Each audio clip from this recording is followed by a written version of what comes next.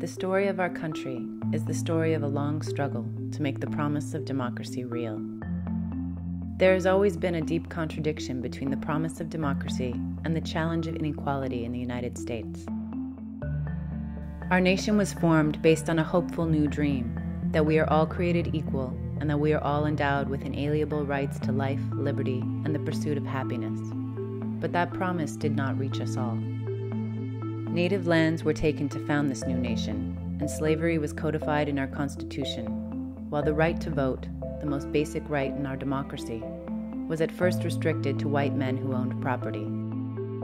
But the dream for democracy lived on, and for hundreds of years we have worked to realize its promise, from the long struggle to abolish slavery, to the fight to expand the right to vote to the poor, to people of color, and to women. And we, the 99%, have won, time and time again. And every time we won, the 1% tried to push back, and so our struggle continued. Let's walk through that history to see how we got to the crisis that we're in today. It was the labor of the 99%, of slaves, poor farmers, and immigrant workers, that built this nation. While plantation slavery was driving the Southern economy, industrialists in the North built the first factories in places like Lowell, Massachusetts. The European immigrants who came to this country in search of opportunity labored for long hours under harsh conditions in those factories.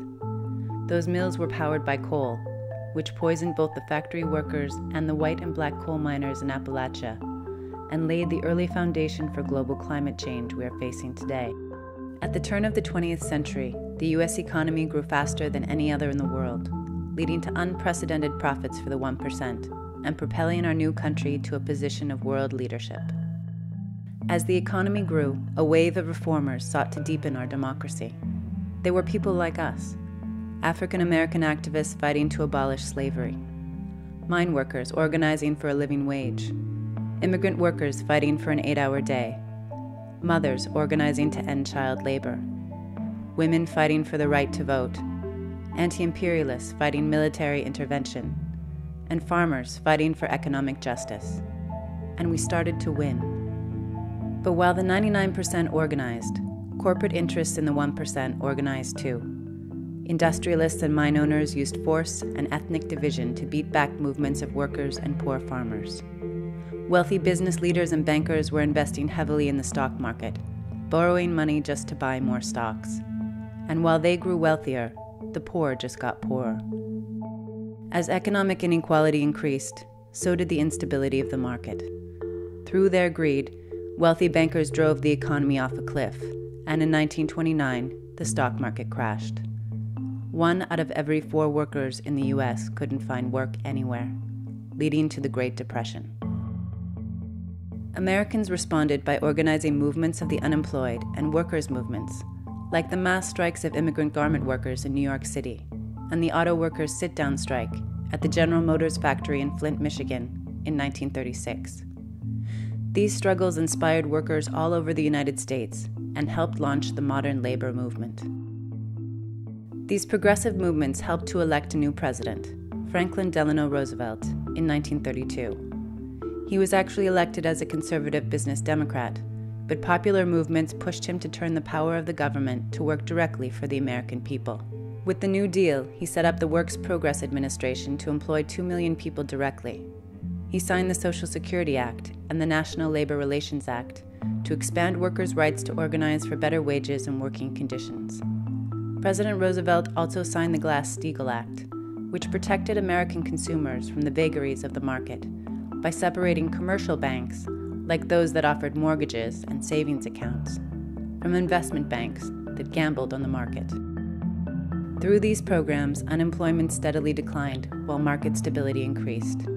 Through years of struggle, the 99% organized and took action, and the 99% won. Those policies led to a long period of rising incomes and greater equality for many Americans, the classic American dream. But the American dream remained out of reach for many people in this country. Racism and sexism continued to shape the economic and political structure of the United States. Many workers, including farm workers and domestic workers, most of whom were African Americans, Mexican immigrants, and women at the time, were excluded from labor rights and protections.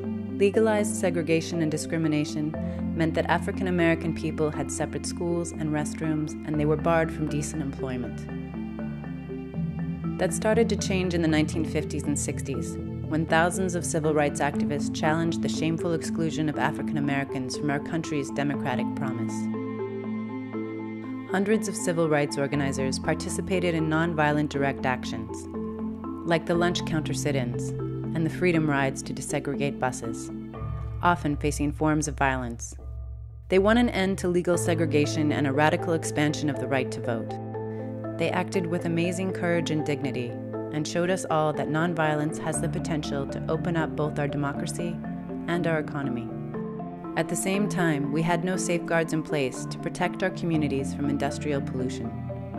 Rachel Carson's book, Silent Spring, exposed the chemical companies for poisoning the air we breathe and the water we drink, and it motivated thousands of people to organize and win the creation of the Environmental Protection Agency, the Clean Air Act, and the Clean Water Act. Many other movements also emerged in this moment.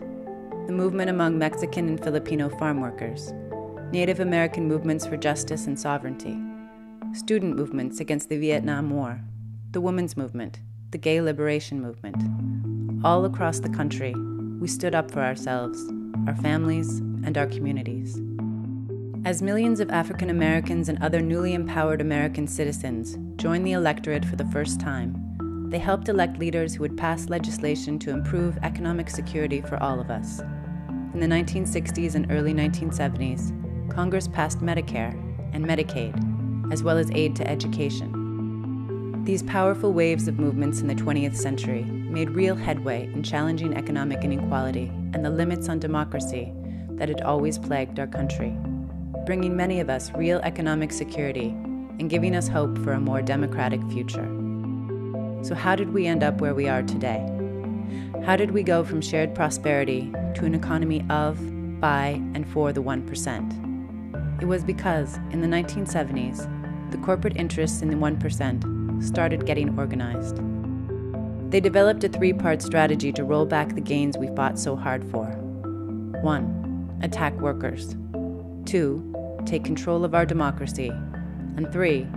Divide and conquer. The 1% went after unions. Collective bargaining has historically meant better wages for union members and raised wages for workers in general. So by weakening unions and driving down union density, corporate employers could depress wages even as production was growing. For the last 30 years, corporate interests have systematically organized to roll back our rights to organize in the workplace, as we saw in 1981, when Reagan fired striking air traffic controllers, and during last year's attacks on collective bargaining in Wisconsin and Ohio. But that's not all. Many employers have shifted more and more of their responsibility for economic security, including healthcare and retirement costs, onto us to increase their own profits, pushing many of us into bankruptcy and debt. In addition, job growth in recent decades has been concentrated in the service sector, like the restaurant industry and domestic work. Many of these jobs pay less and have fewer benefits than jobs in industries where unions have been able to make real headway in the past. Most of the workers in these industries are women, African Americans, and immigrants. Exploiting immigrant labor has become crucial to the 1% strategy to make profit. But the war on workers goes further than that. In the last 40 years, the 1% went global. To get out of having to pay the decent wages and benefits that workers had fought so hard for, employers closed down many of the factories in the United States, and they opened up new factories in other nations around the world, especially in Latin America, the Caribbean, and Asia, where they could exploit workers more easily.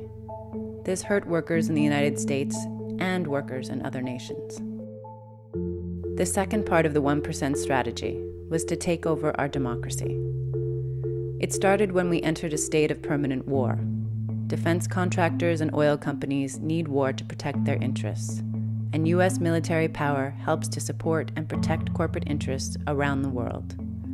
As a result, nearly 60% of federal discretionary spending still goes to the Pentagon and its contractors. That budget has doubled in the last 10 years, while states and cities around the country are suffering extreme budget shortfalls cutting teachers, community programs, and services. The 1% is trying to starve the government of tax revenue. While they've shifted the focus of public spending to war and defense, we've heard corporate interests crying out for tax relief for the last 40 years. As a result, while the tax rates of the 99% have remained stable, the tax rates of the 1% have dropped dramatically. This has pushed us further into debt, while their personal and corporate profits skyrocket. In the past 40 years, a few in the 1% have systematically attacked the government programs that benefit the 99%, from Social Security and Medicare to nutrition assistance and Pell Grants for college students. They also went after all of the financial regulations that were put in place after the Great Depression to stop big banks and big corporations from making profits at the expense of social stability.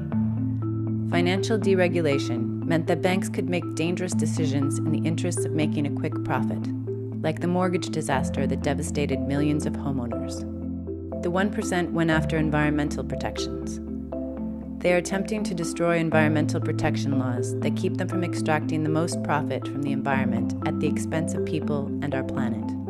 They are pursuing increasingly extreme forms of energy, such as Canadian tar sands, mountaintop removal coal mining, and hydraulic fracturing, or fracking for natural gas. Fossil fuels concentrate carbon in our atmosphere to the point where we are now feeling the effects of climate change, manifesting in disasters like Hurricane Katrina and the BP oil spill that destroyed local Gulf economies. The 1% haven't done this on their own. They've systematically worked to buy up our government. Corporations spend hundreds of millions of dollars each year to influence politicians to serve their agenda, and those contributions have increased exponentially in the last 10 years. As a result, politicians in both parties, including both Republican and Democratic presidents, have responded by voting for free trade agreements, increased military expenditures, financial deregulation, cutting environmental safeguards, tax cuts for the wealthy, and cuts to our safety net. The final piece of the 1% strategy is divide and conquer. The 1% is going after many of the basic rights that we fought so hard for. The 1% has gone after programs like affirmative action, access to birth control, and gay marriage. The prison system keeps many African American people locked up and locked out of the economy, while immigrants are being denied basic human rights in states like Arizona and Alabama, where people without documentation are denied access to human needs like water services. The 1% is trying to set us against each other. They appeal to racism, sexism, and homophobia to keep us fighting each other. They say that immigrants are to blame for unemployment rates among native-born workers, to distract us from the fact that they are the ones eliminating good jobs. They set up false choices between good jobs and a clean environment, as though those are somehow at odds.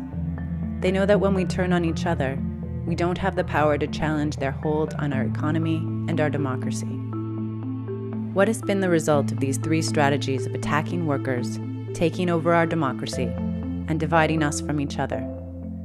Rising inequality. Most income gains since 1979 have gone to the wealthiest 1% of the population. As a result, the share of our country's total income going to the top 1% is higher now than at any time since the 1920s. The distribution of wealth, as opposed to income, is even more lopsided.